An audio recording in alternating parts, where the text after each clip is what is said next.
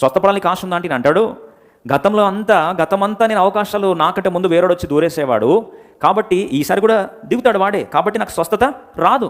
ఆయన ప్రస్తుతాన్ని ఆయన గత అనుభవాలను ఆధారం చేసుకొని ఆయన డిసైడ్ చేసుకుంటున్నాడు. మనలో చాలామంది చేసే పొరపాటు ఇదే. వాస్తవంగా లాజికల్గా అది కరెక్ట్ అయి ఉండొచ్చు. ఎందుకు అంటారా? యేసుప్రభును పక్కన పెడితే వాని పరిస్థితి వాస్తవమే. గతమంతా ఇలాగే, ఎన్నో గాయాలు, ఎంతో విషాదం, ఎంతో నిస్సహాయ స్థితి, ప్రయత్నించి ఓడిపోయిన పరిస్థితి. ఆరోగ్యయ్యా నీళ్లు కదిలించబడినప్పుడు నన్ను కోనేటిలోనికి దించుటకు నాకు ఎవడూ లేడు. ఆయన గత అనుభవాలు, గత గాయాలు. కనుక నేను వచ్చినంతలో మరి ఒకడు నాకంటే ముందుగా దిగును.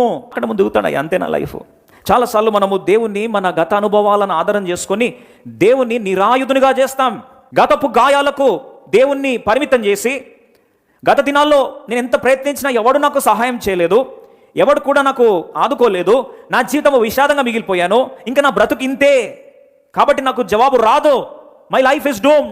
ఇప్పుడు కూడా వాక్యం వింటున్నావు కానీ ఏమంటున్నావు తెలుసా? నా బ్రతుకు ఇంతే అండి, ఇంకా మారదండి. గతంలో ఎన్నిసార్లు ట్రై చేసి ఓడిపోయాను, ఇంక ఇంతే, that's all, my life is doomed, I'm a failure. ప్రస్తుతంలో కార్యము చేయు దేవుణ్ణి గతపు దేవునిగా ఆయనకి అక్కడ బంధించేస్తున్నావు.